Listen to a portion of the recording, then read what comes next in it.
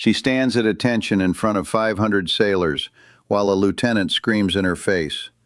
Her duffel bag sits at her feet. The sealed envelope never leaves her hand. "You don't belong here." She says nothing, adjusts her stance. Perfect parade ground posture, the kind you don't learn in 6 weeks of boot camp. A master chief at the back of the formation freezes. His eyes go wide. "Who authorized you to assess anything on my base?"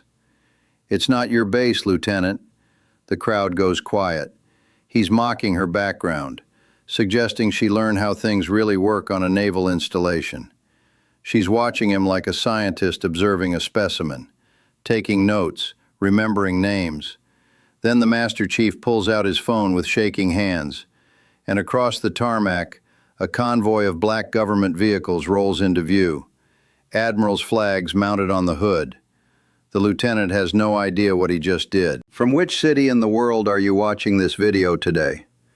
Drop it in the comments below. And if you want to see how this commanding officer dismantles an entire chain of command in under 10 minutes, consider subscribing. Because when those vehicle doors open and the base commander steps out, everything this lieutenant thought he knew about authority is about to shatter. She stands at attention in front of 500 sailors while a lieutenant screams in her face. Her duffel bag sits at her feet. The sealed envelope never leaves her hand. "You don't belong here." She says nothing, adjusts her stance. Perfect parade ground posture, the kind you don't learn in 6 weeks of boot camp. A master chief at the back of the formation freezes. His eyes go wide. "Who authorized you to assess anything on my base?" "It's not your base, Lieutenant." The crowd goes quiet. He's mocking her background, suggesting she learn how things really work on a naval installation. She's watching him like a scientist observing a specimen, taking notes, remembering names. Then the Master Chief pulls out his phone with shaking hands, and across the tarmac, a convoy of black government vehicles rolls into view, Admiral's flags mounted on the hood. The lieutenant has no idea what he just did. From which city in the world are you watching this video today? Drop it in the comments below. And if you want to see how this commanding officer dismantles an entire chain of command in under 10 minutes, consider subscribing.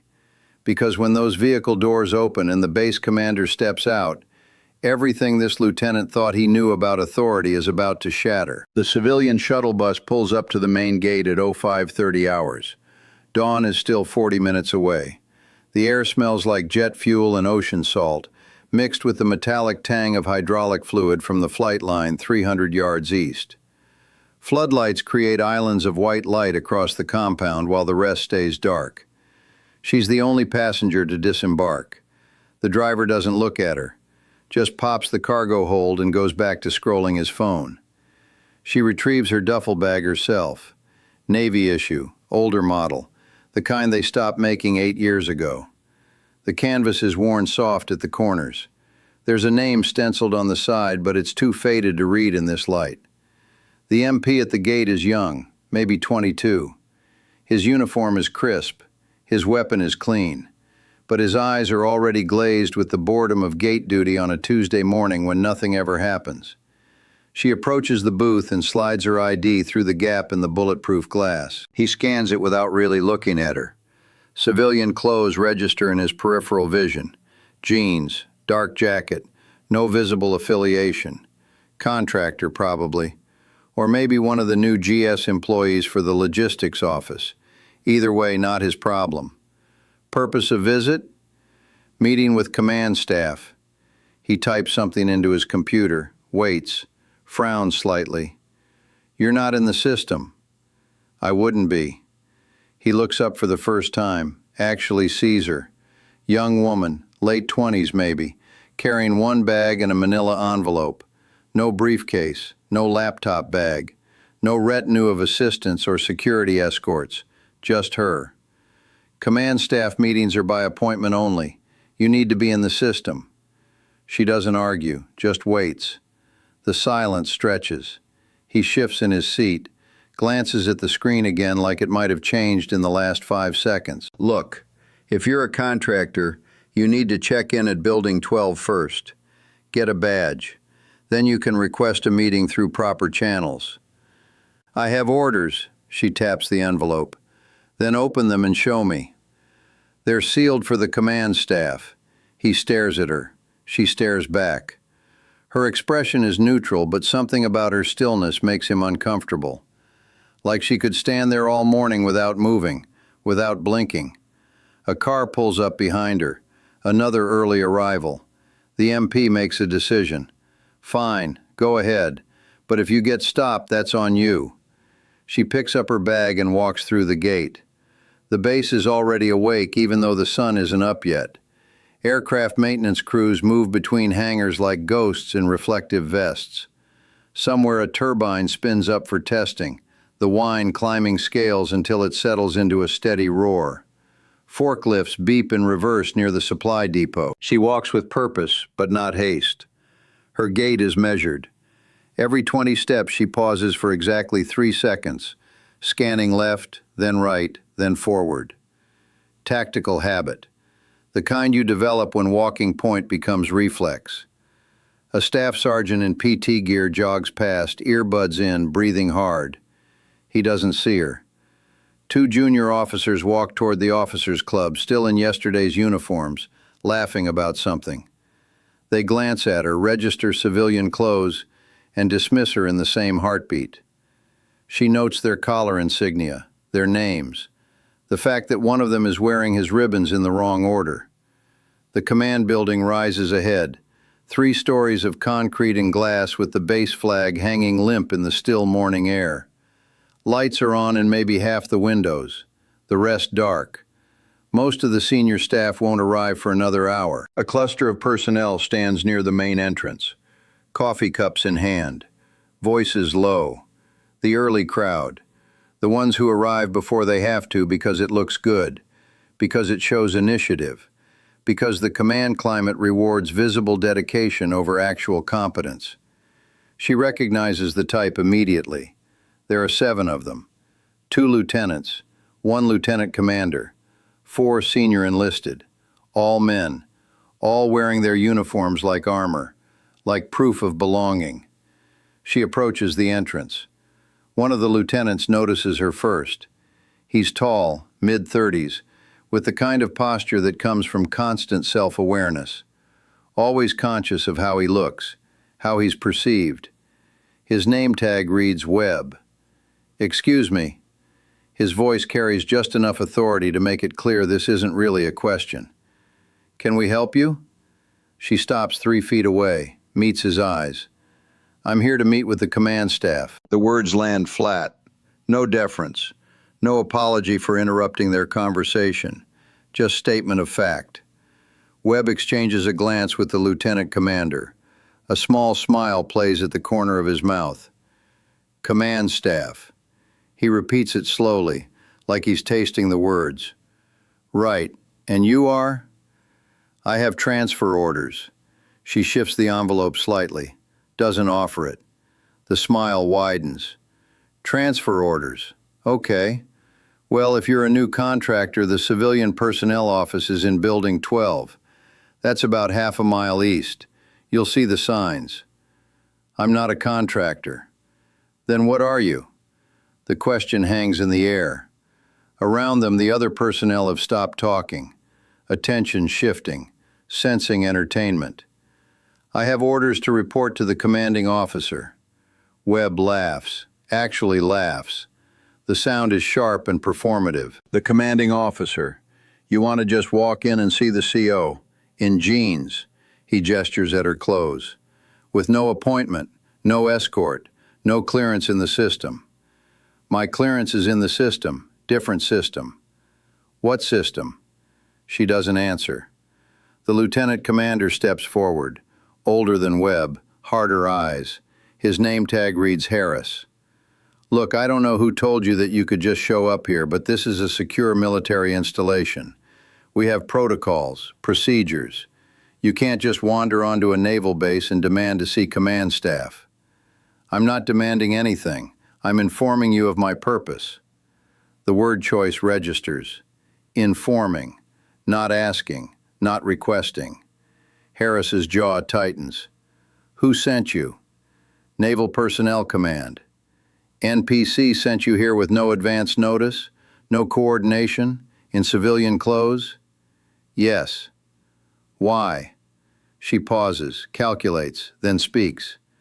To assess operational readiness and command culture. The silence that follows is different from before. Sharper, more dangerous. Webb's smile disappears completely. Command culture. You're here to assess command culture. That's correct. And who authorized this assessment? The orders are sealed. Then unseal them. They're addressed to the commanding officer. Harris moves closer, close enough that it becomes intimidation rather than conversation. His voice drops to something quieter but more dangerous. Let me explain something to you. I don't care what you think you're doing here. I don't care what some paper pusher at NPC told you. This is my base. These are my sailors. And you don't get to walk in here and start making assessments without going through proper channels. She doesn't step back, doesn't flinch. Her eyes track his movements with the kind of precision that comes from training, calculating distances, exit routes, threat assessment happening behind a completely neutral expression. One of the senior enlisted personnel, a master chief with 20 years of hash marks on his sleeve, shifts his weight. Something about her stillness is triggering recognition he can't quite place. Webb makes a decision, pulls out his radio. Security, this is Lieutenant Webb at the command building. I need someone to escort a civilian to the visitor center for credential verification. Static. Then a response. Copy that, en route. He clips the radio back to his belt and crosses his arms. You can wait here until they arrive. She sets her duffel bag down, shifts the envelope to her left hand, and then does something that makes the Master Chief's eyes go wide. She brings her hands behind her back, left hand grasping right wrist, feet shoulder-width apart. At ease position. Textbook perfect. The kind of posture that becomes automatic after thousands of formations.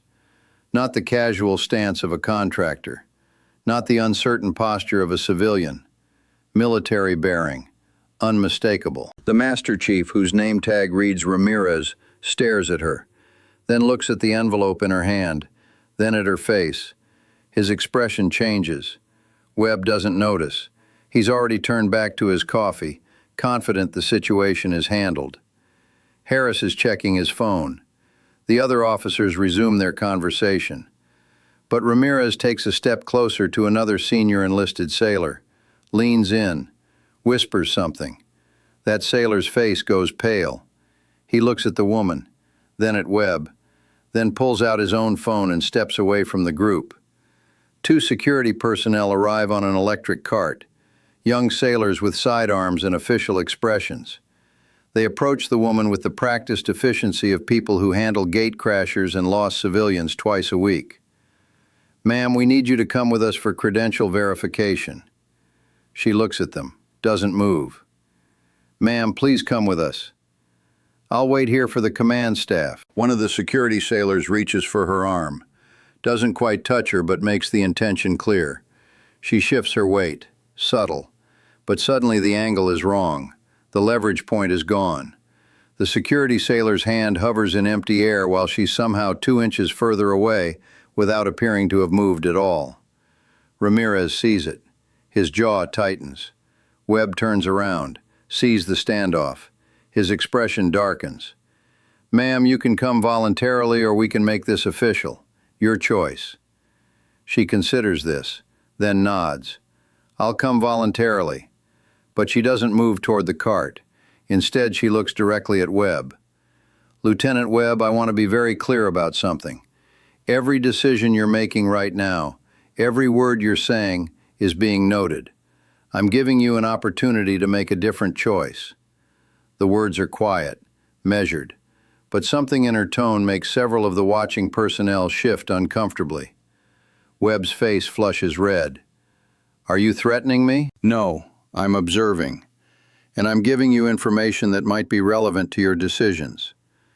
The only relevant information is that you're on a military base without proper authorization, refusing to comply with security procedures, and now making veiled threats to commissioned officers. His voice rises, carrying across the tarmac, drawing more attention. So here's what's going to happen. You're going to get in that cart, go to the security office, and explain exactly who you are and what you're doing here. And if your story doesn't check out, you're going to be escorted off this base and banned from re-entry. Do you understand? She looks at him for a long moment, then nods once. I understand what you're doing, Lieutenant. The question is whether you understand what you're doing. She walks to the cart, gets in. The security personnel exchange uncertain glances but follow procedure. The cart drives away. Webb watches it go, arms crossed, jaw set, victorious. Ramirez is on his phone, typing frantically. His hands are shaking. Harris notices. Problem, Master Chief? Ramirez looks up. His face is the color of old concrete. Sir, I think we need to contact the CO immediately. The CO is in a meeting off base. Whatever it is can wait. Sir, I really don't think it can. Webb turns around. Stand down, Master Chief. I handled it. Some civilian with delusions of importance isn't worth bothering the commander over. Lieutenant, with all due respect, I think you should look at something. Ramirez holds out his phone. Webb doesn't take it. I'm not interested in whatever conspiracy theory you're spinning. The woman was trespassing. She refused to show credentials. She made threats. End of story. She didn't make threats, sir. She made observations. Same difference. No, sir, it's really not. The tension between them crackles. Harris steps in. Master Chief, what exactly are you concerned about? Ramirez hesitates, looks at the phone in his hand, then at the direction the cart disappeared.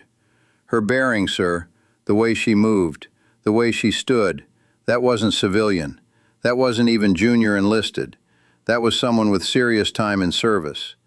Webb snorts. So she went through boot camp somewhere. That doesn't give her the right to walk onto a naval base and demand meetings with command staff. Sir, it wasn't just boot camp bearing. It was command bearing. The words hang there.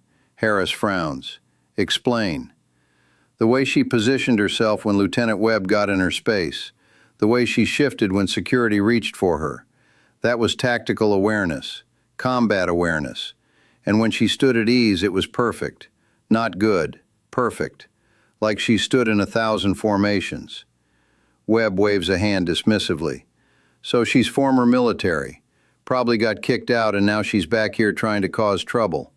All the more reason to keep her away from the command staff. But something in Ramirez's expression makes Harris pause.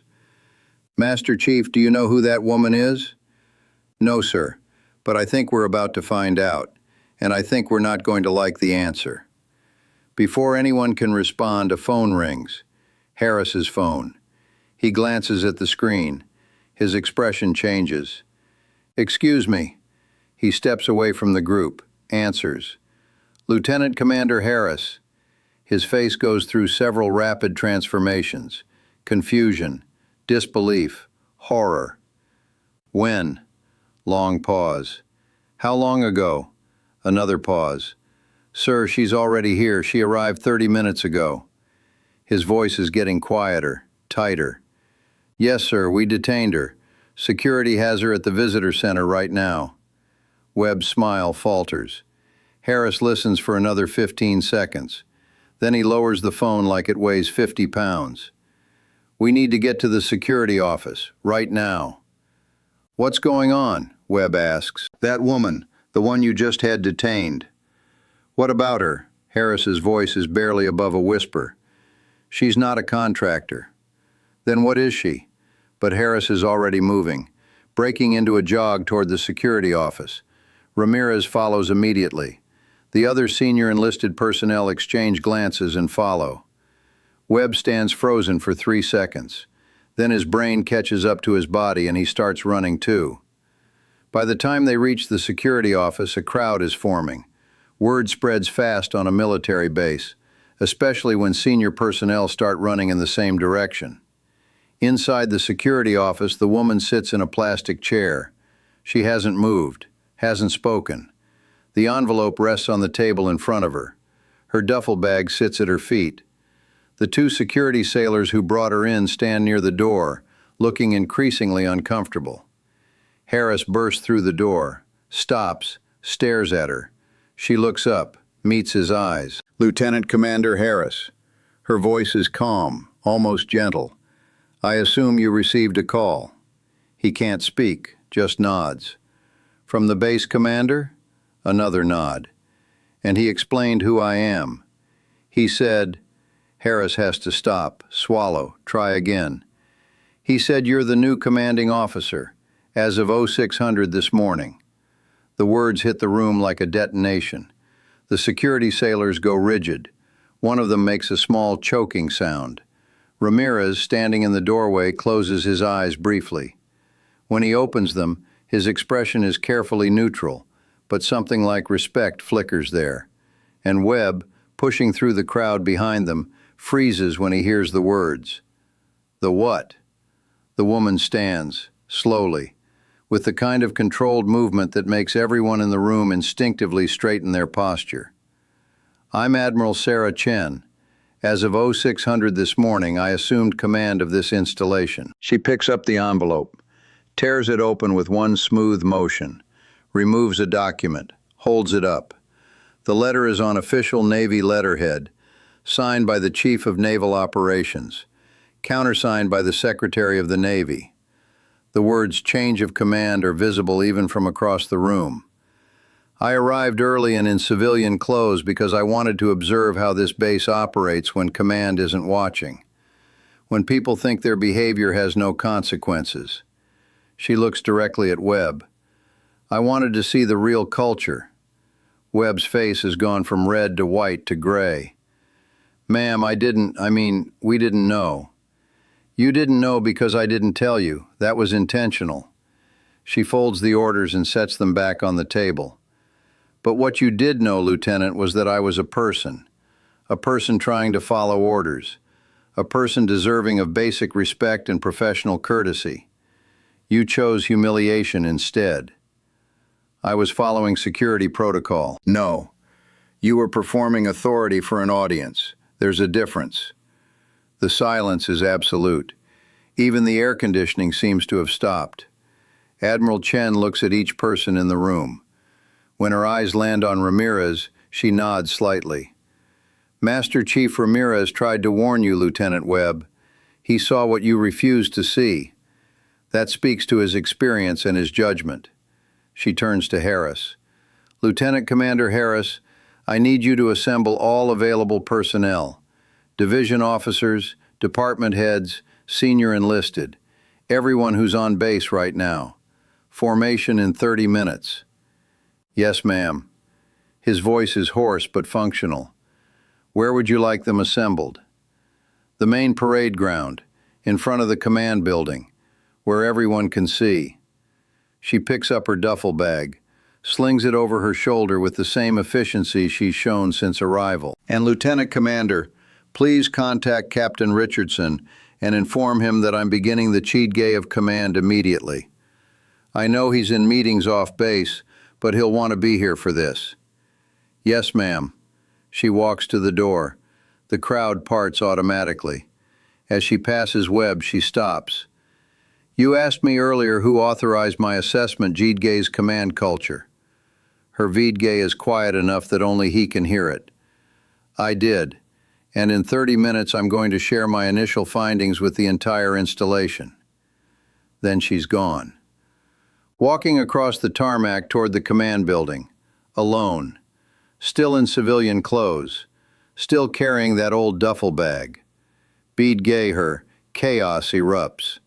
Harris is on his radio calling for full base assembly. Ramirez is organizing the senior enlisted to spread the word.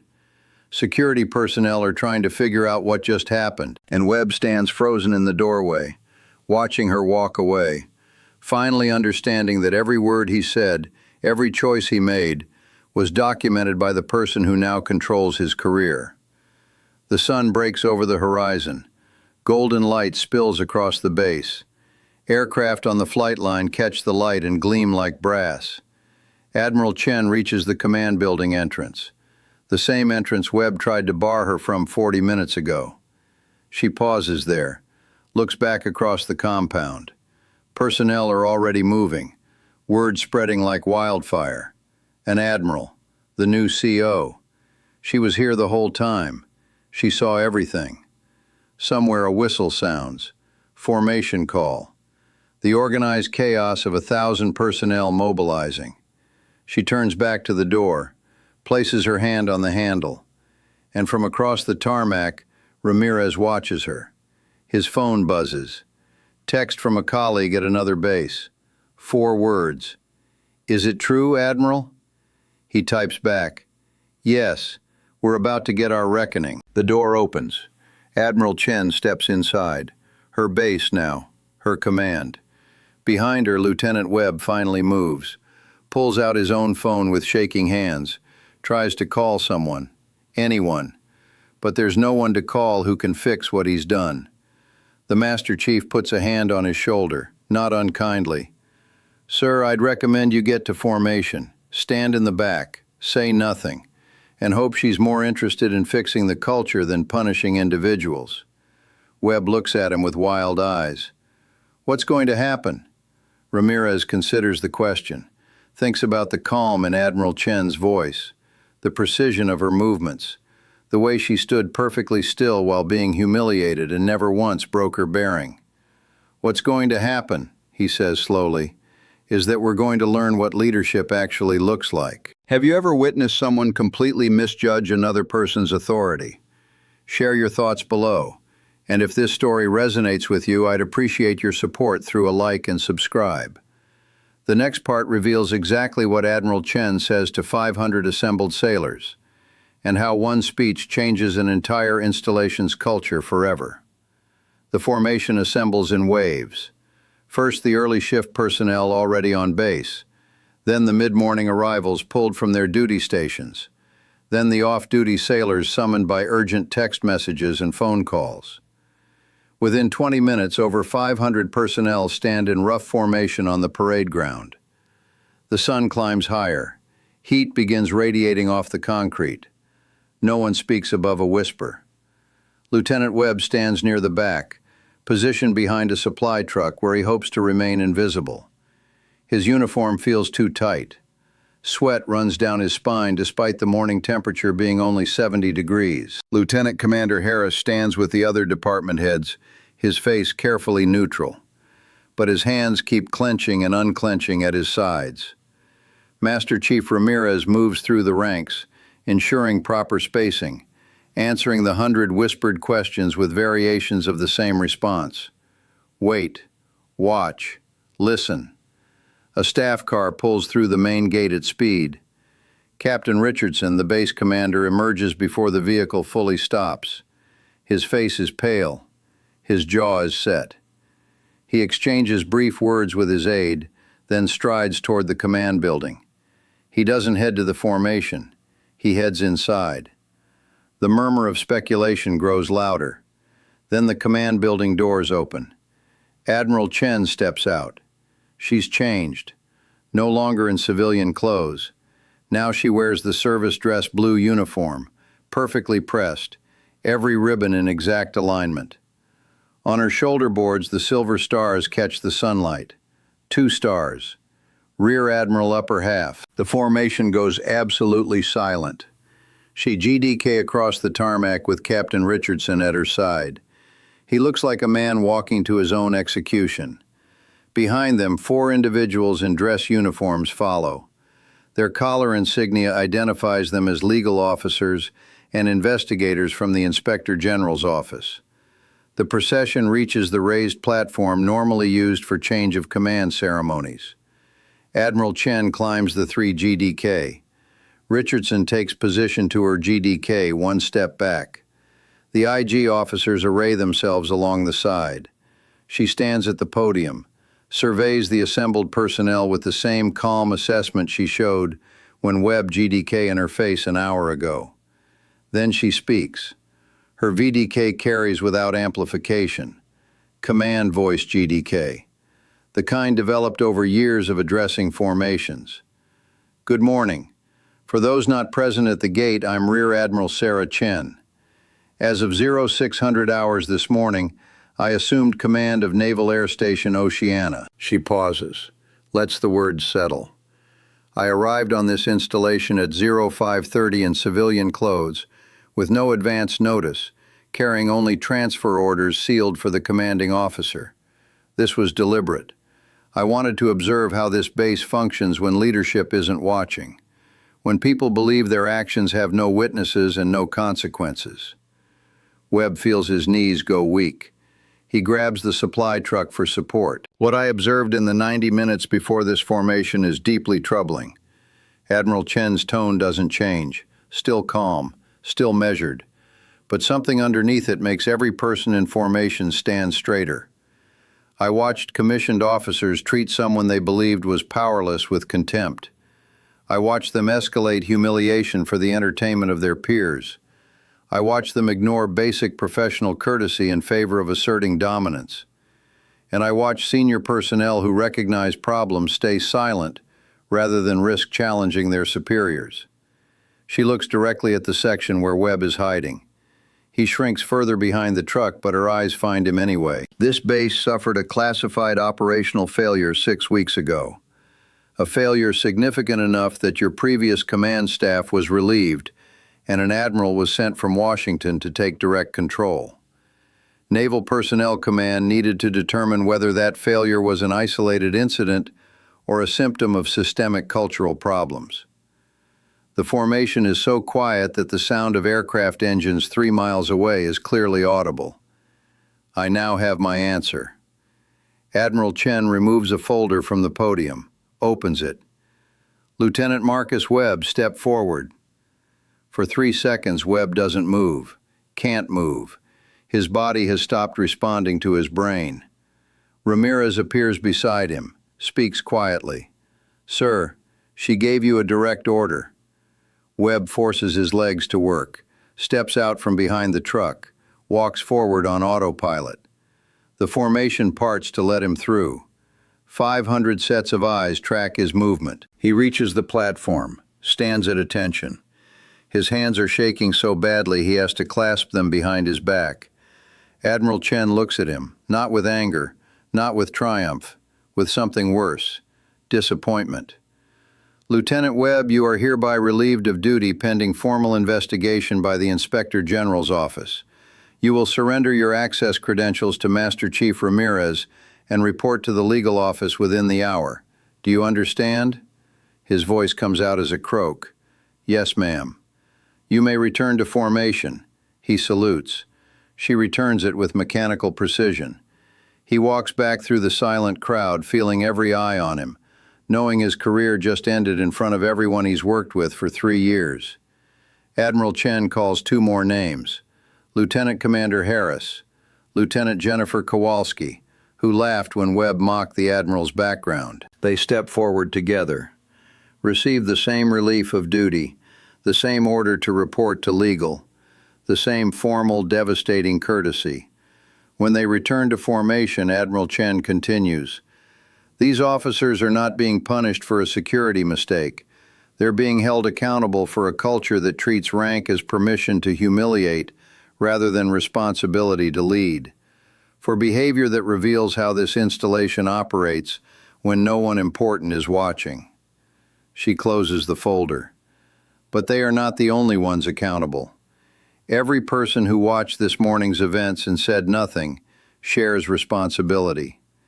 Every person who has witnessed toxic behavior on this base and chosen silence over courage has contributed to a culture that allowed a critical operational failure to occur. The words land like artillery strikes. Over the next 30 days, the Inspector General's team will conduct a comprehensive review of this installation's command climate, operational procedures, and leadership practices. Some of you will be interviewed. Some of you will be reassigned. Some of you will face consequences for specific actions. She pauses. When she speaks again, her voice softens slightly, not weak, but human. But this is not about punishment. This is about transformation. This base has a critical mission. You have the skills, the training, and the equipment to execute that mission at the highest level. What you've lacked is leadership that models the values we claim to uphold. Admiral Chen steps back from the podium. Captain Richardson steps forward, his expression carefully controlled. Personnel, the Admiral has directed immediate changes to base operations. Effective immediately, all department heads will report for daily briefings at 0700. All enlisted personnel below E7 will have access to anonymous reporting channels monitored directly by the IG team. And all hands are invited to open office hours with the Admiral every morning from 0700 to 0800. He looks at Admiral Chen. She nods. Admiral Chen has also directed that I remain as executive officer during the transition period. I will be working directly with her to implement the cultural and operational changes she deems necessary. Richardson's voice is steady, but everyone who knows him can hear the strain underneath. He's being kept in position, given a chance. But he's on probation, and everyone knows it. Admiral Chen returns to the podium. I want to be very clear about something. Leadership is not proven by rank. It's proven by how you treat people when you think no one important is watching. It's proven by whether you speak up when you see wrong, even when staying silent is easier. It's proven by whether you build people up or tear them down. She looks across the formation. Her eyes land on Ramirez. She nods toward him. Master Chief Ramirez, front and center. Ramirez snaps to attention, marches forward, stops in front of the platform. Master Chief, you attempted to warn Lieutenant Webb this morning that his actions might have consequences he wasn't considering. You recognized anomalies in my bearing and tried to prevent a situation from escalating. That shows judgment, courage, and the kind of leadership this installation needs. She descends the platform steps, stands directly in front of him. Effective immediately, you are appointed Command Master Chief of this installation. You will serve as my primary enlisted advisor, and you will have direct access to me at any time. Your first task is to identify senior enlisted personnel who have the courage to speak truth to power. I want them in leadership positions within 2 weeks. Ramirez's face shows the first real emotion anyone has seen from him all morning. Something between pride and overwhelming responsibility. Yes, ma'am. Thank you, ma'am. Don't thank me yet, Master Chief. We have a tremendous amount of work ahead of us. She returns to the platform. All personnel, return to your duty stations. Department heads, report to the command center at 1400 for transition briefing. Division officers, stand by for individual meetings with the IG team. Questions should be directed through your chain of command or brought to my open office hours. She steps back. Richardson calls the formation to attention. Admiral on deck. 500 sailors snap to attention as one. Admiral Chen renders a sharp salute. The formation returns it. Dismissed. The formation breaks, but no one moves quickly. Personnel stand in clusters processing what just happened. 3 officers relieved of duty. The Master Chief promoted. An admiral who arrived in jeans and took notes while being humiliated for 90 minutes before revealing who she was. Near the supply truck, Lieutenant Webb stands alone. Other officers give him a wide berth. He pulls out his phone with shaking hands, tries to call his detailer, gets voicemail, tries his mentor, a captain at Naval Personnel Command. Voicemail again. No one wants to talk to a lieutenant who just got publicly relieved by a 2-star admiral. Across the parade ground, Admiral Chen walks toward the command building with Captain Richardson. The IG officers follow at a discreet distance. Captain, I need a frank assessment. How deep does the cultural problem go? Richardson's jaw works. Ma'am, the officers you relieved this morning are symptoms, not causes.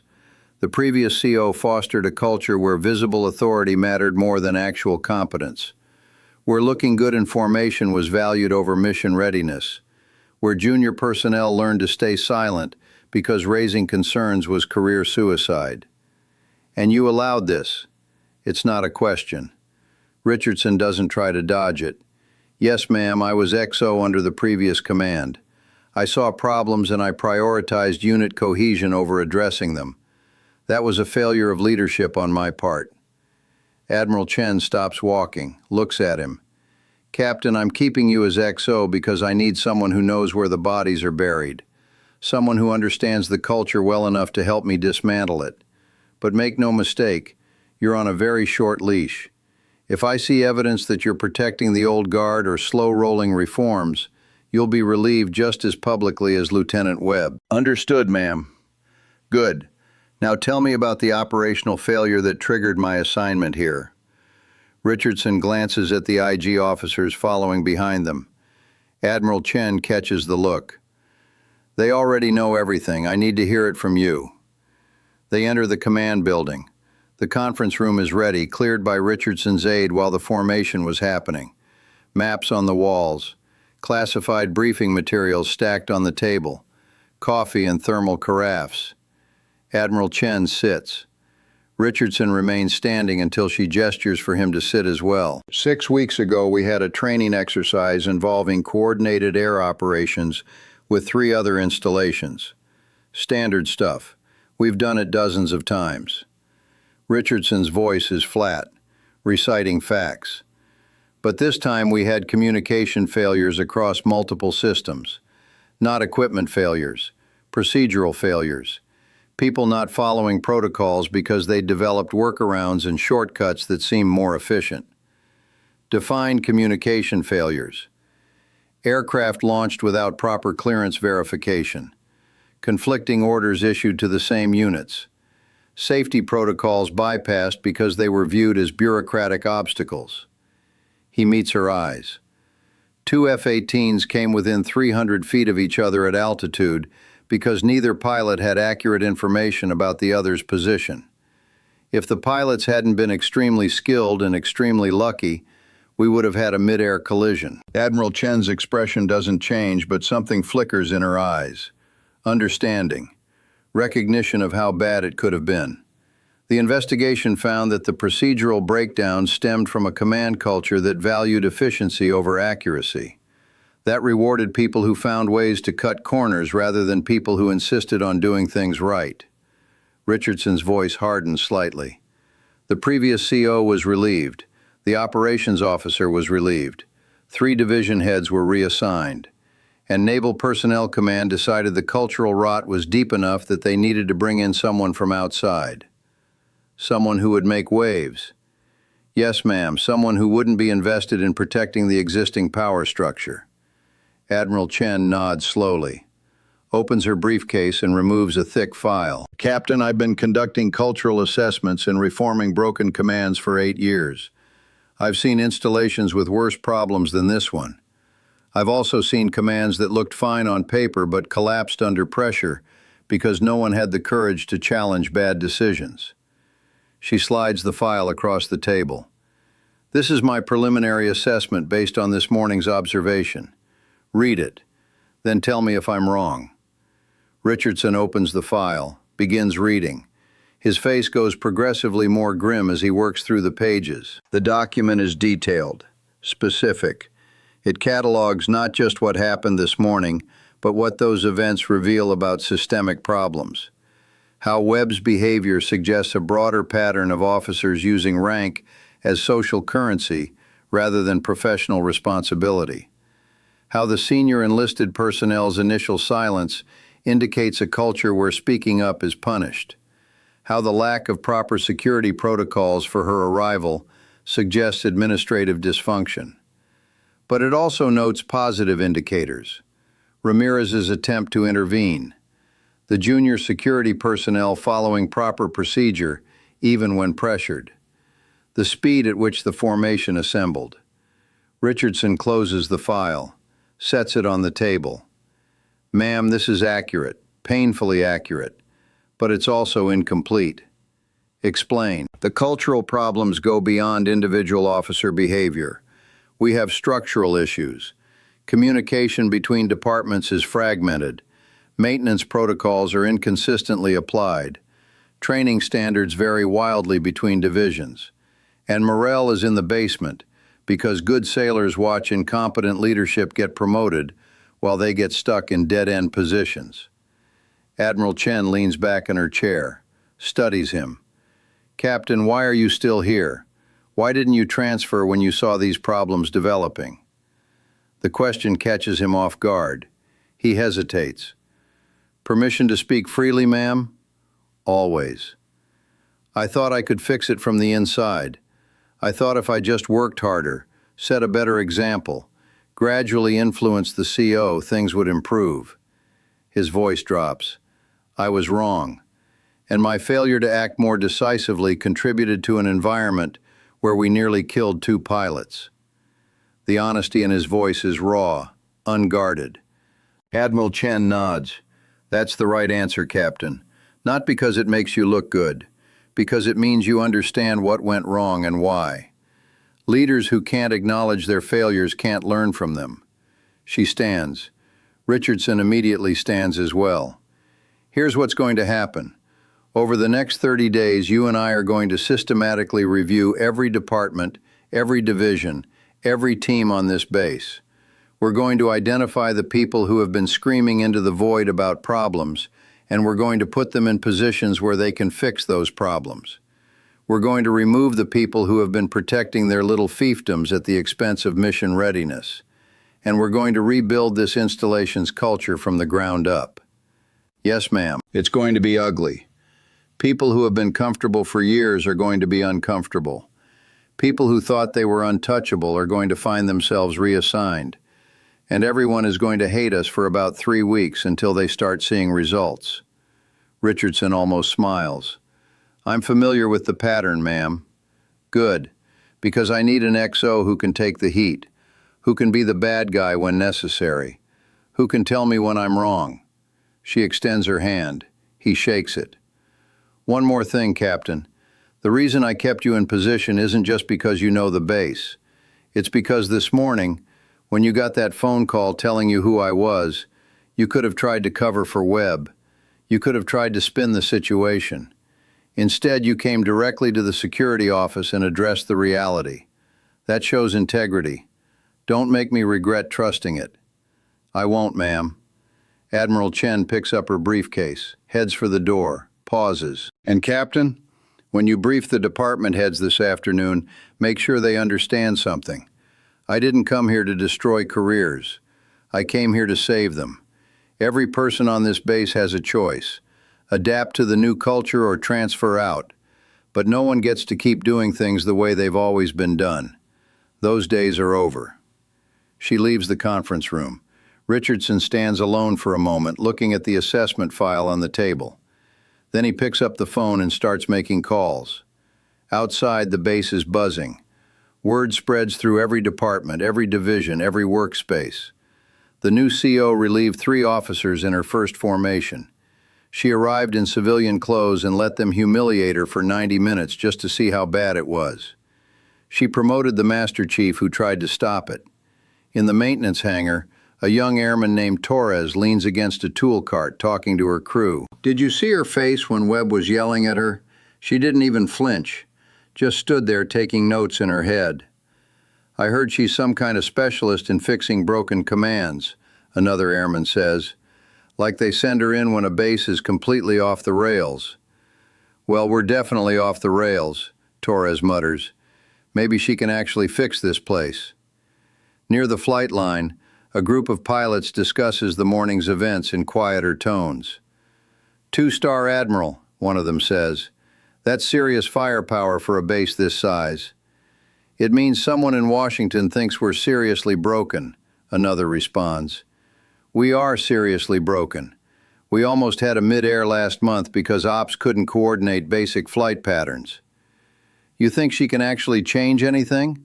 Or is this just for show?" The first pilot considers this. "Did you see Webb's face when she relieved him? That wasn't for show. That was real accountability. I haven't seen that on this base in 3 years." In the legal office, Lieutenant Webb sits across from an IG investigator.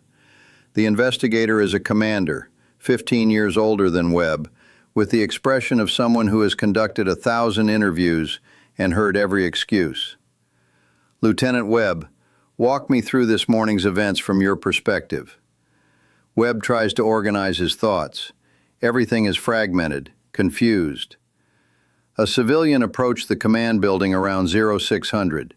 No ID in the system. Refused to show credentials. Made claims about having orders from Naval Personnel Command, but wouldn't verify them. What did you do? I called security. Had her detained for credential verification. Did she resist? No. She was compliant but uncooperative. The investigator writes something.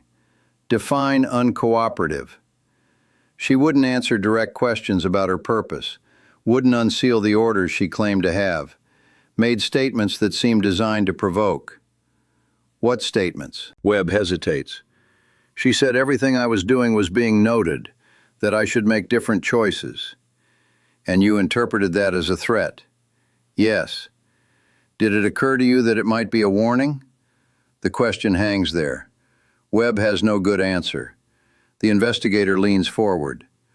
Lieutenant, I've reviewed the security footage from this morning. I've also reviewed your service record. You have a reputation for being territorial, for treating your area of responsibility like personal property. Multiple junior personnel have filed complaints about your leadership style, complaints that were never properly investigated. Webb's stomach drops. I was never told about any complaints. That's because your previous chain of command buried them. They valued your tactical competence more than your leadership failures. The investigator's voice is neutral, clinical. But Admiral Chen doesn't operate that way. She values leadership above everything else. And what you demonstrated this morning was the opposite of leadership. I was following protocol. No, you were performing authority. There's a difference. If you were following protocol, you would have contacted the command duty officer when someone claimed to have sealed orders. You would have verified credentials through proper channels.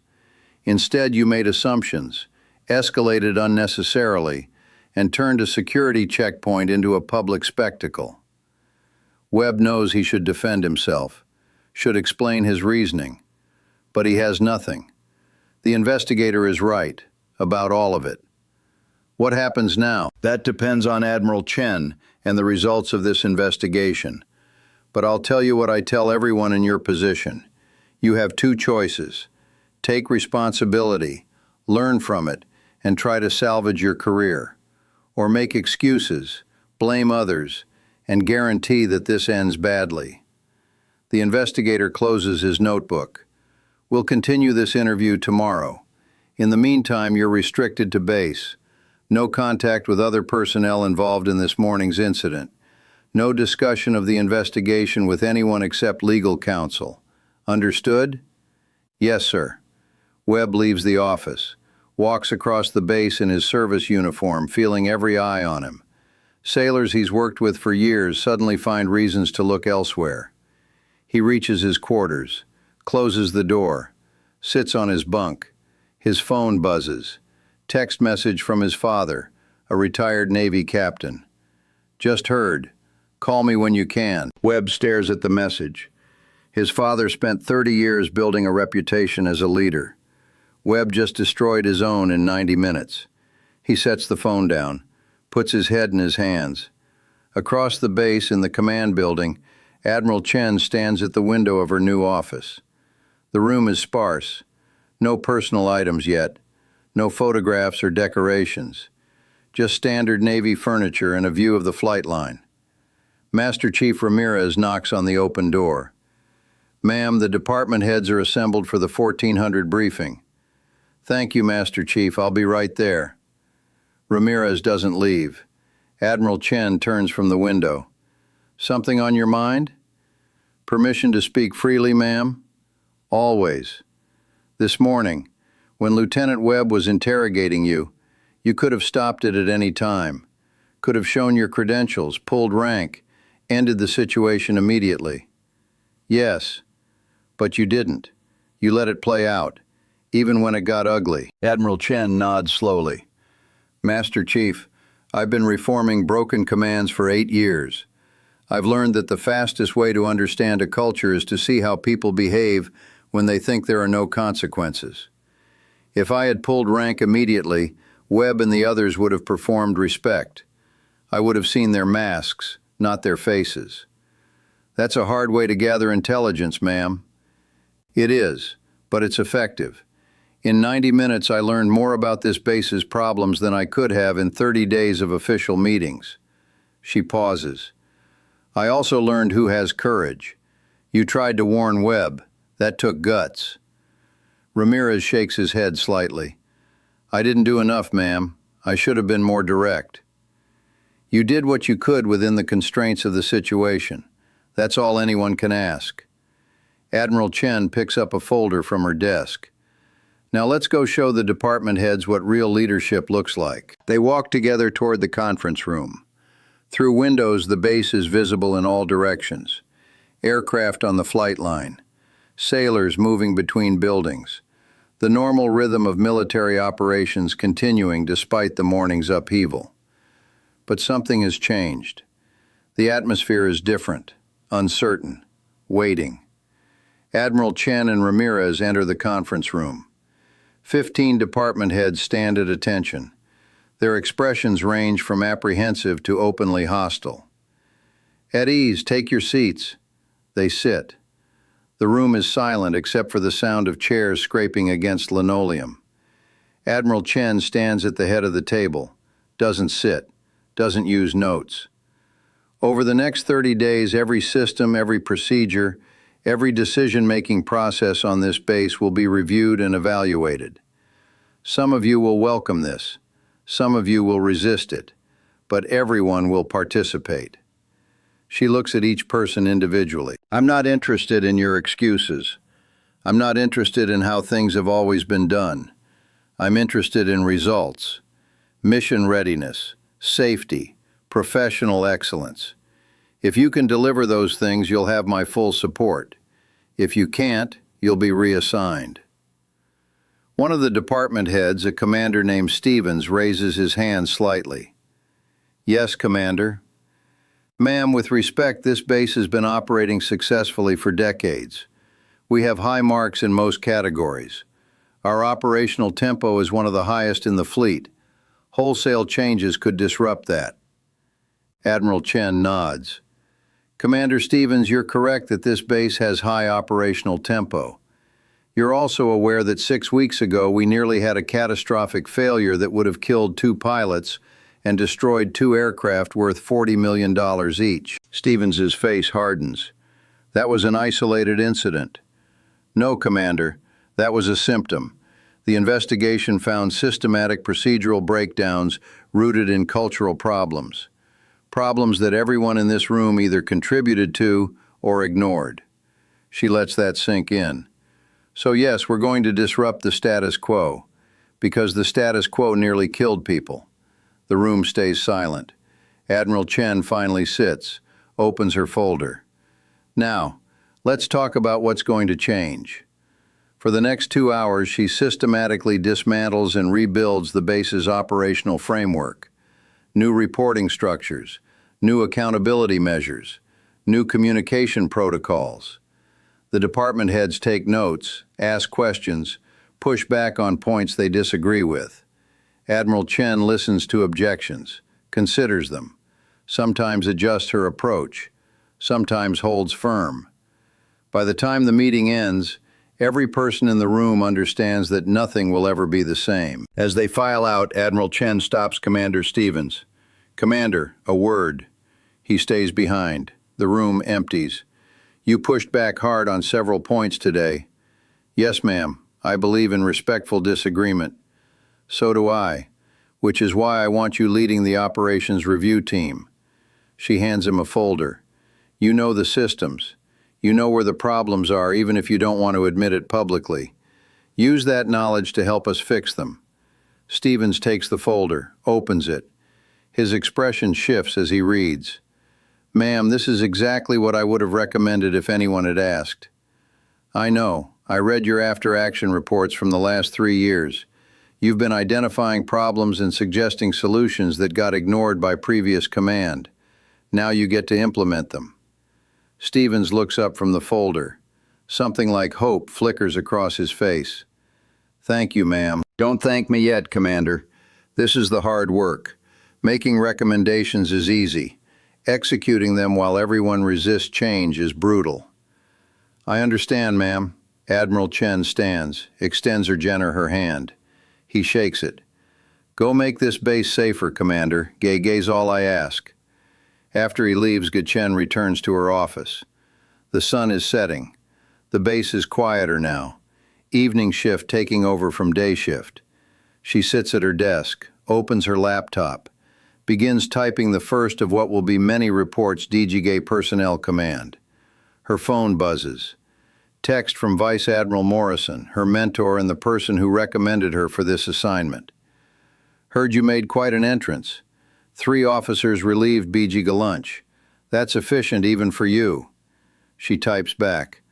The culture is worse than briefed, but fixable. We'll have full assessment in 70 hours. Any resistance? Some. Mostly fear disguised as procedural concern.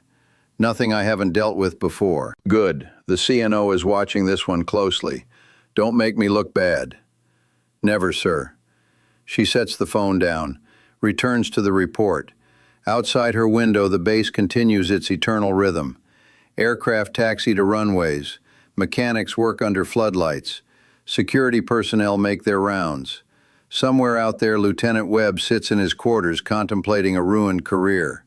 Somewhere else, Master Chief Ramirez briefs his newly appointed team of senior enlisted advisors. And across the base, 500 sailors process what happened today. Some angry, some hopeful, all uncertain about what comes next.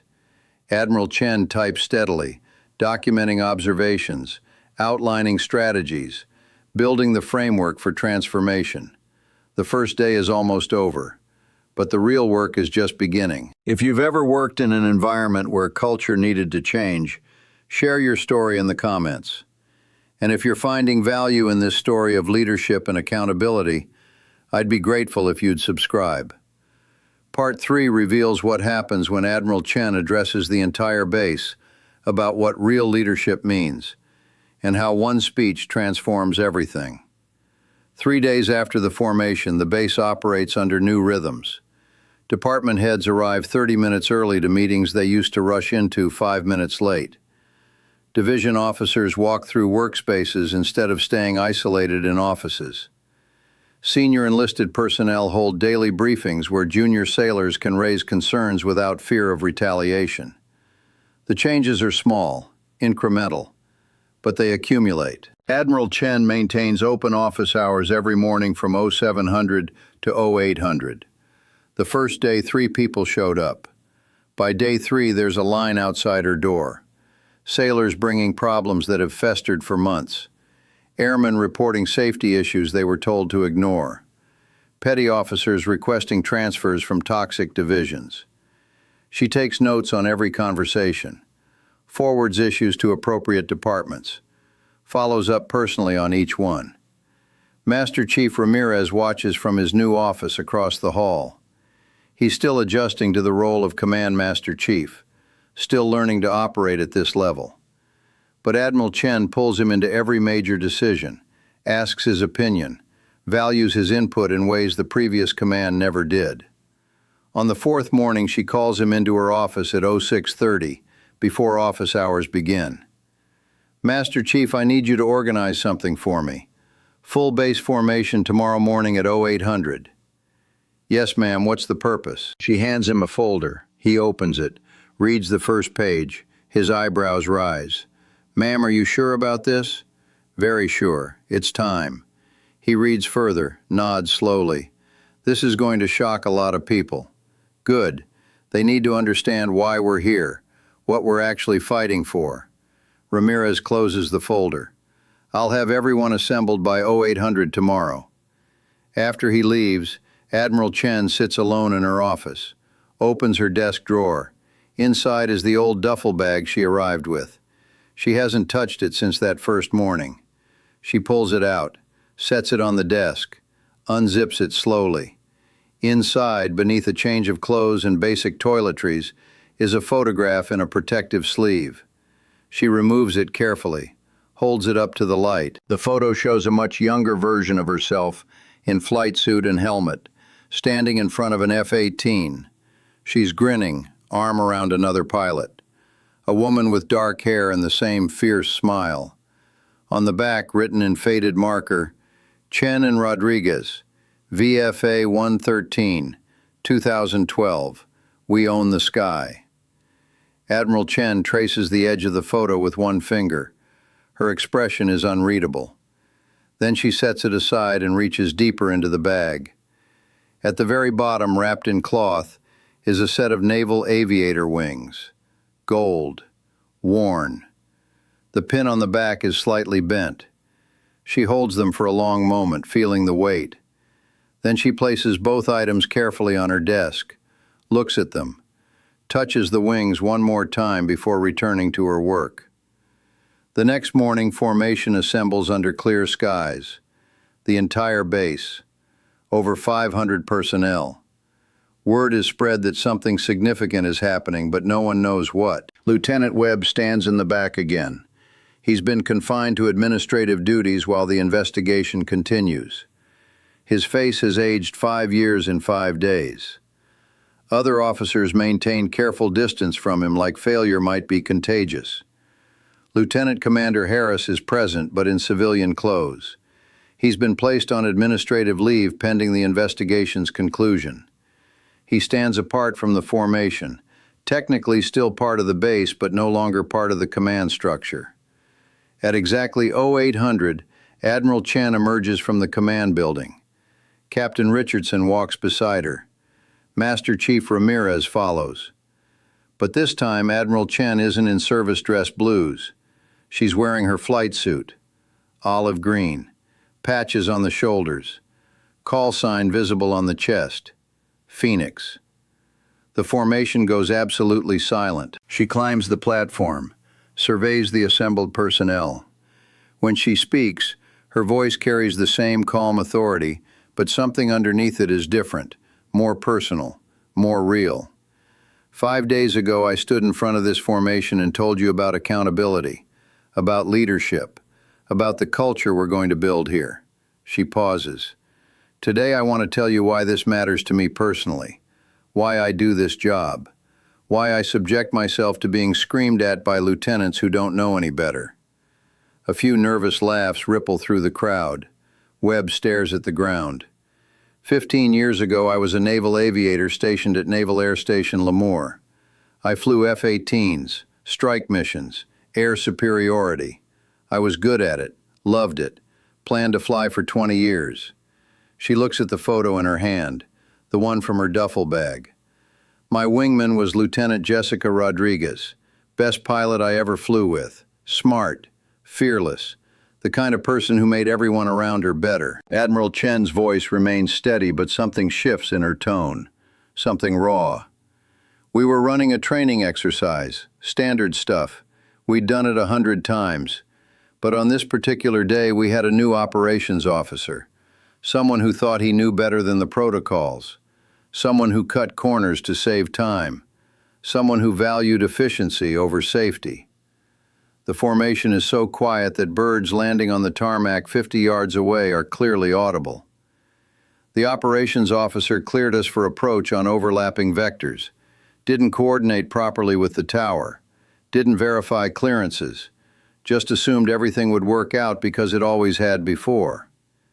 Admiral Chen looks up from the photo, meets the eyes of the assembled sailors. Jessica and I came within 200 feet of each other at 400 knots. At that closing speed, at that altitude, we had maybe 2 seconds to react. She pulled hard left, I pulled hard right. We missed each other by margins I still have nightmares about. Her hand tightened slightly on the photo. But the stress of the maneuver at that speed exceeded the airframe's tolerance. Jessica's aircraft developed structural damage. She got it back to base on skill and pure determination, landed it safely, climbed out shaking but alive. Admiral Chen pauses. When she continues, her voice is quieter. 3 days later, during post-incident inspection, they found microfractures in the airframe that the initial assessment missed. Jessica took that same aircraft up for what should have been a routine patrol. 20 minutes into the flight, catastrophic structural failure. She tried to eject. The canopy didn't blow correctly. She went down with the aircraft. The silence is absolute, suffocating. The investigation found that the operations officer had been bypassing safety protocols for months, creating workarounds, taking shortcuts, and everyone knew. Junior officers knew. Senior enlisted knew. But the command climate was such that no one felt they could speak up. No one wanted to be the person who rocked the boat. Admiral Chen holds up the photo so the front rows can see it. Jessica Rodriguez died because the culture valued looking efficient over being safe, because authority was treated as permission to cut corners rather than responsibility to maintain standards, because people who saw problems stayed silent. She lowers the photo. After the accident, I couldn't fly anymore. Every time I got in the cockpit, I saw her aircraft breaking apart. Every time I closed my eyes, I heard the radio call. So I grounded myself, transitioned to command track, and I made a promise. I would spend the rest of my career fixing the kind of broken culture that killed my wingman. She looks across the formation. That's why I'm here. That's why I arrived in civilian clothes and let Lieutenant Webb humiliate me for 90 minutes. That's why I'm tearing apart comfortable systems and making people uncomfortable. Because I have seen what happens when toxic culture goes unchecked. I have buried the people it kills. Admiral Chen descends from the platform, walks to the front of the formation, holds the photo so more people can see. This is Lieutenant Jessica Rodriguez, naval aviator, squadron mate, friend. She was 28 years old. She had a fiancé, plans for after the Navy, a whole life ahead of her. She pauses. She's also the reason every single person on this base is going to learn to speak up when they see problems. The reason we're going to value safety over efficiency.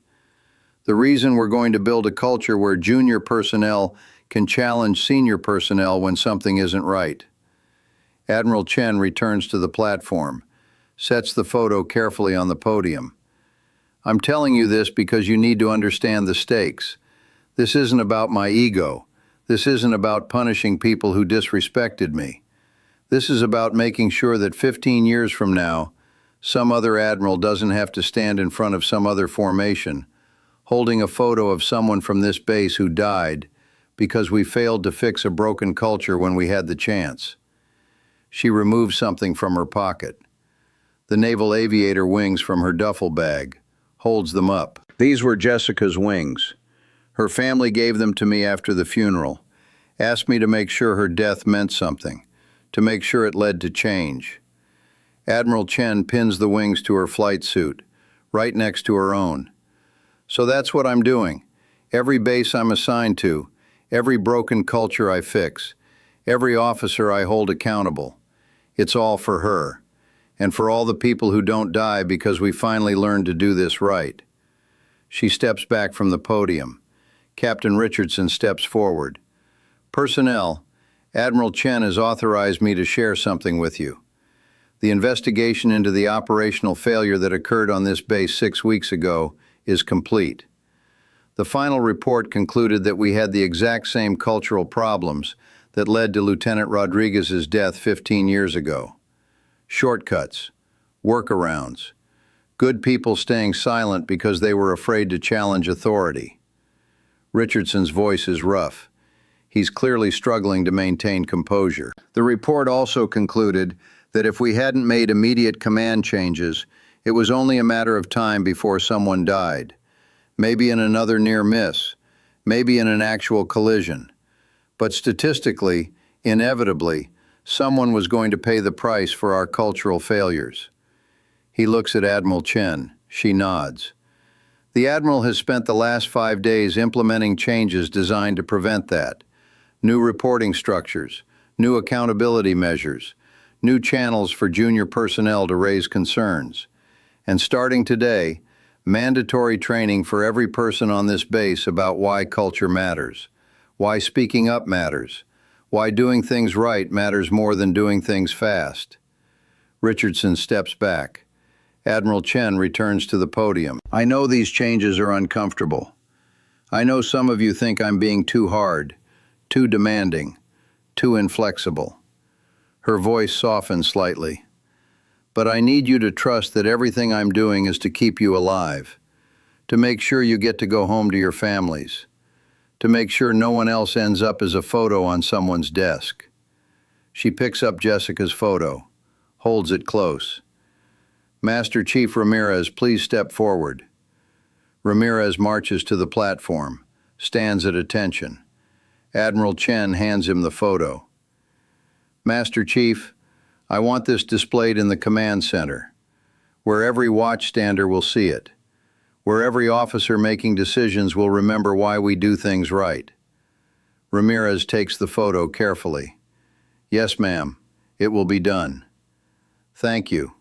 She turns back to the formation. One more thing. Lieutenant Webb, front and center. Webb's face drains of color. He walks forward on unsteady legs, stops in front of the platform. Admiral Chen descends the steps, stands directly in front of him. Lieutenant Webb, the Inspector General's investigation concluded 3 days ago. You were found to have demonstrated poor judgment and unprofessional conduct. However, the investigation also noted that your behavior was consistent with the command culture that existed under previous leadership, that you were in many ways a product of a broken system. Webb's eyes are wet. He doesn't speak. I have reviewed the findings. I have also reviewed your service record prior to this assignment. You were once a good officer, Lieutenant. Somewhere along the way you learned the wrong lessons about what leadership means. She pauses. So here's what's going to happen. You will receive a formal letter of reprimand.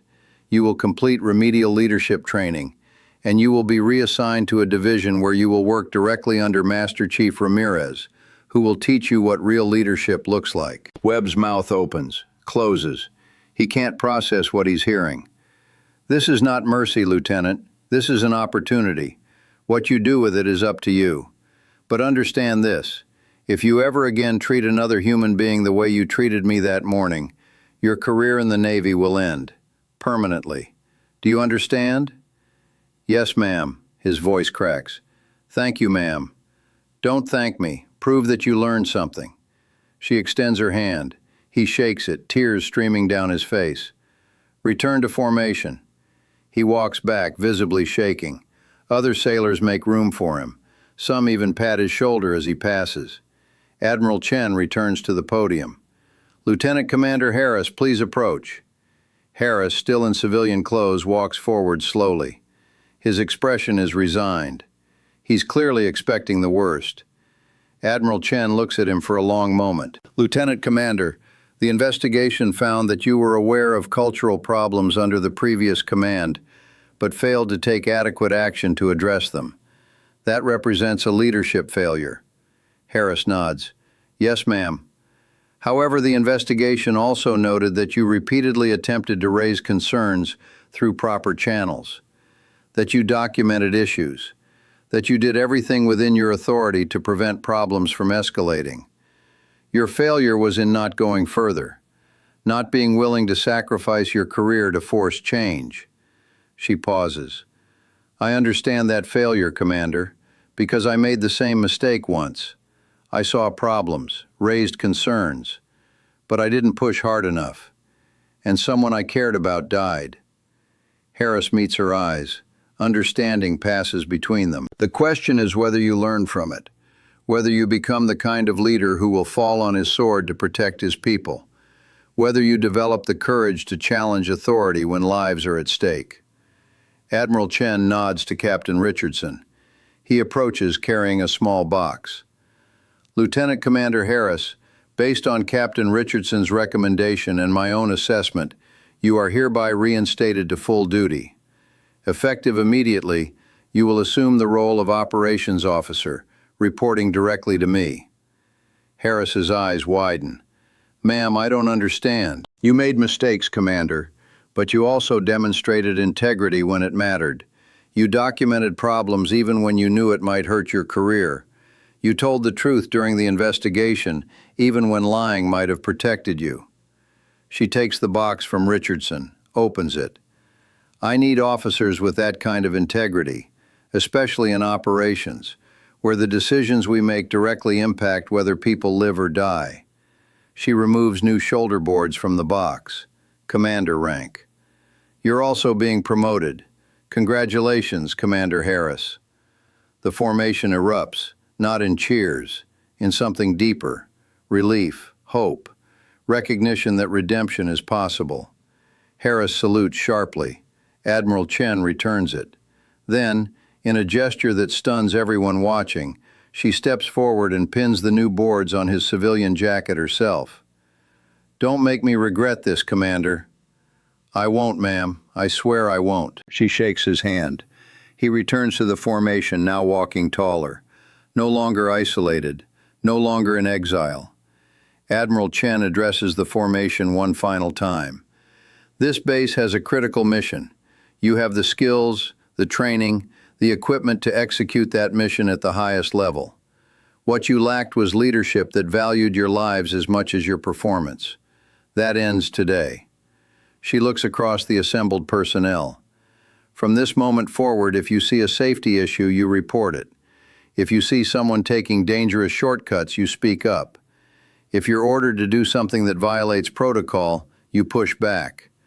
And if anyone retaliates against you for doing the right thing, you come directly to me. Her voice hardens slightly. I don't care if it's uncomfortable.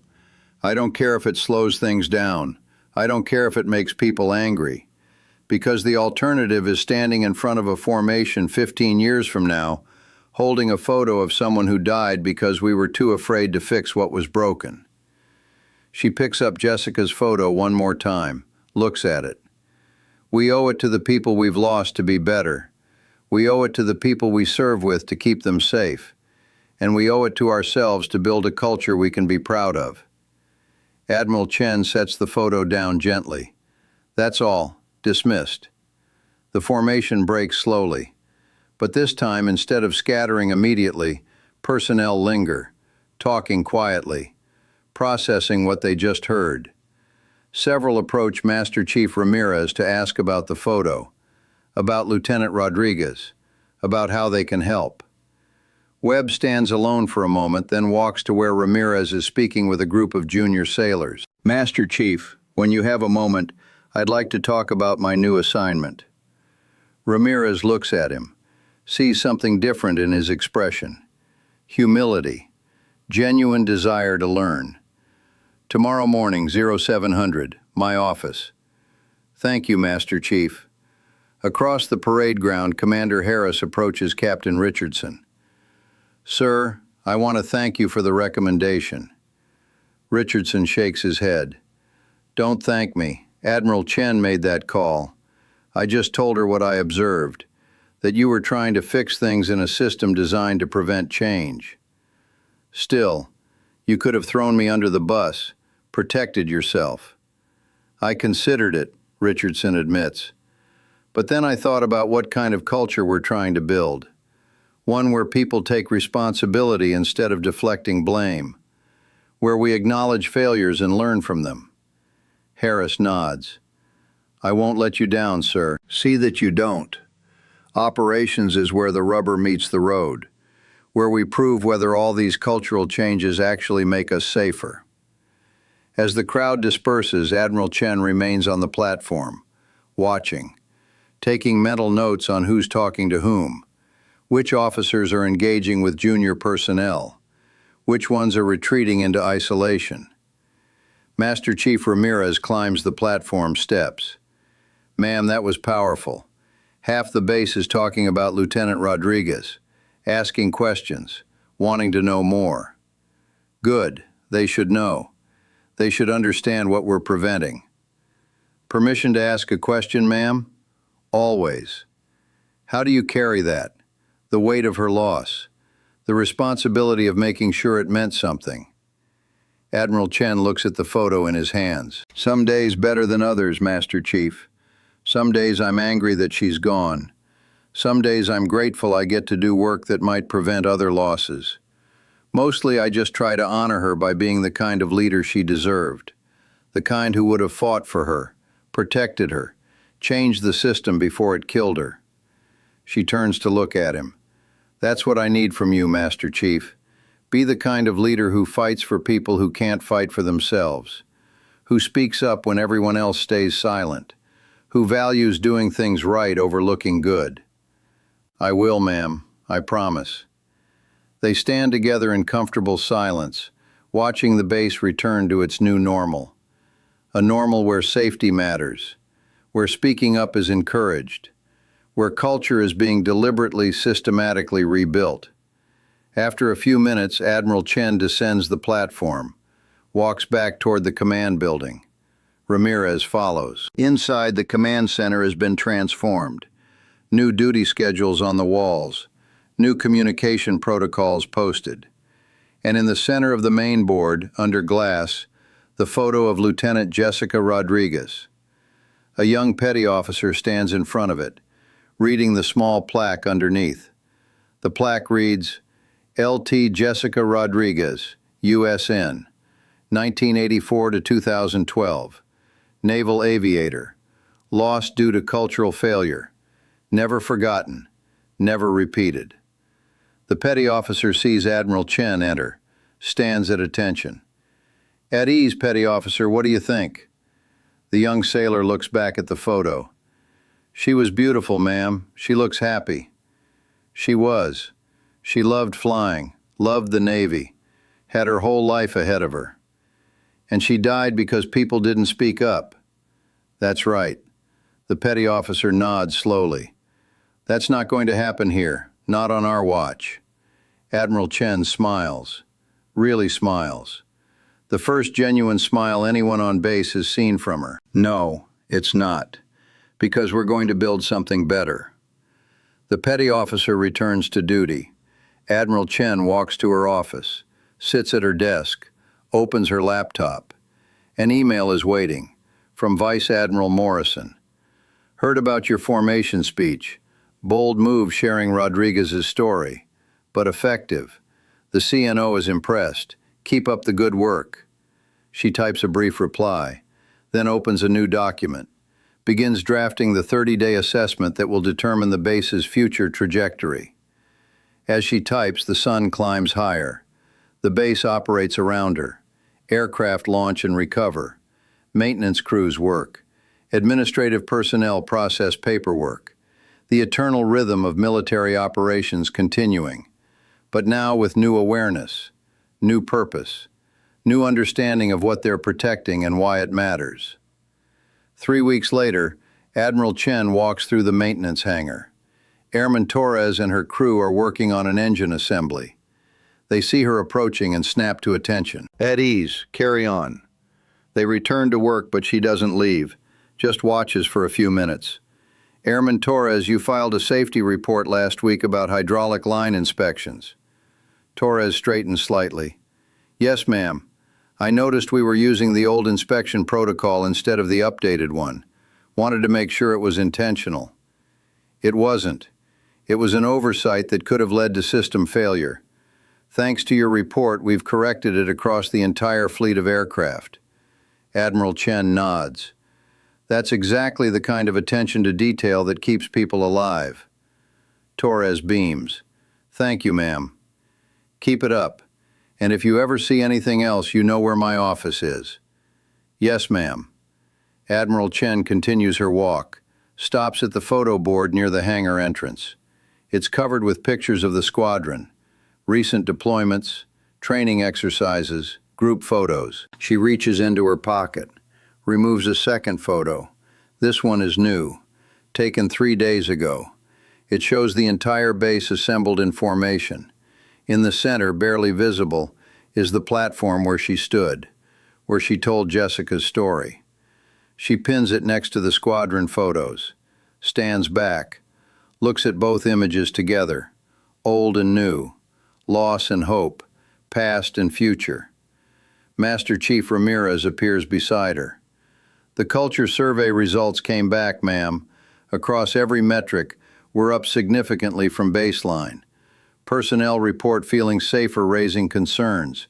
Communication between departments has improved. Even operational efficiency is better because people aren't cutting corners anymore. Admiral Chen nods. Good, but we can't get complacent. Culture is something you have to tend constantly. The moment we think we're done is the moment we start sliding backward. Understood, ma'am. They stand together looking at the photos. Master Chief, I want you to start identifying future leaders. Junior personnel who demonstrate the values we're building. Get them into leadership development programs. Make sure the next generation understands that authority is responsibility, not privilege. Already working on it, ma'am. I've identified 15 sailors and airmen who show real promise. Torres is one of them. Excellent. Let's make sure they have the mentorship and opportunities they need. As they walk back toward the command building, Admiral Chen's phone buzzes. Text from Captain Richardson. Flight ops report 0 safety incidents this month. First time in 18 months. Thought you'd want to know. She shows the message to Ramirez. He grins. We're getting there, ma'am. We are, one day at a time. That evening after duty hours, Admiral Chen sits in her office. The base is quiet. Most personnel have gone home or to the barracks. She opens her desk drawer, removes the old duffel bag. Inside are the few personal items she carries from assignment to assignment. The photo of her and Jessica, a set of dog tags with Jessica's name, a worn copy of the accident investigation report she's read hundreds of times. She holds the dog tags for a moment, then sets them on the desk next to her own. 2 sets, 2 stories, 2 lives that intersected in tragedy and purpose. She opens a new email, addresses it to Jessica's younger sister, who she stayed in touch with over the years. Maria, wanted to let you know I shared Jessica's story with my new command this month.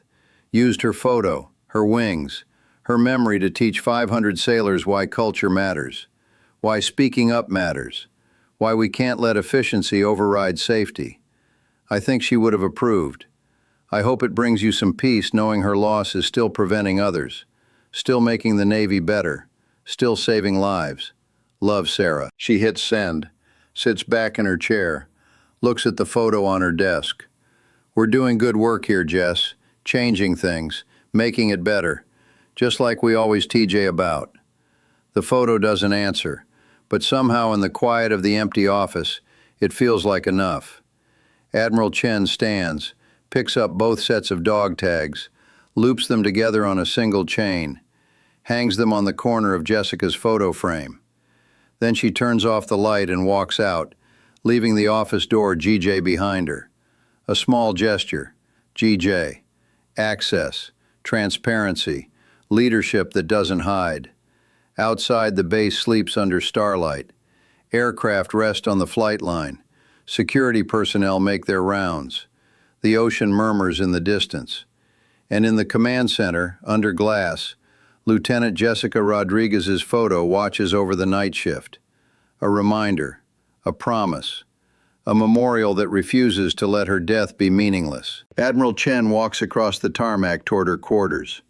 The same route she walked that first morning in civilian clothes.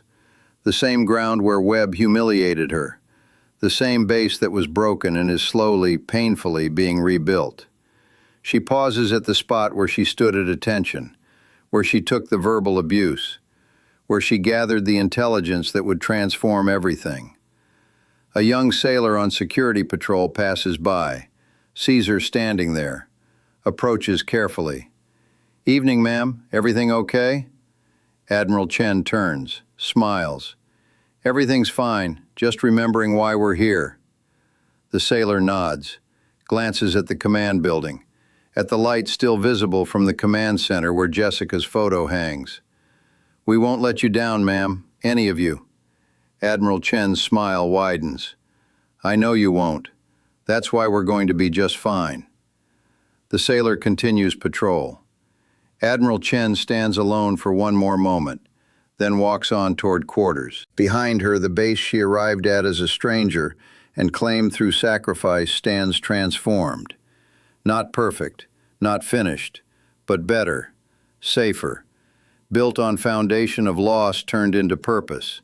And somewhere, in whatever comes after, maybe Jessica Rodriguez sees what her death became, how her sacrifice wasn't wasted, how her friend kept the promise, how one photo, one story, one willingness to share pain became the catalyst for change that will echo through generations of sailors who will never know how close they came to tragedy, who will never realize they were saved by a culture built on the memory of someone who died when culture failed. The stars shine, the ocean breathes, the base sleeps, and Admiral Chen walks forward into the work that never ends, but always matters. If this story moved you, I'd love to hear about your own experiences with leadership and courage in the comments. Thank you for watching, and if you found meaning in Jessica's story and Admiral Chen's journey, please consider subscribing. Sometimes the most powerful transformations begin with someone willing to stand in the fire to understand what needs to change.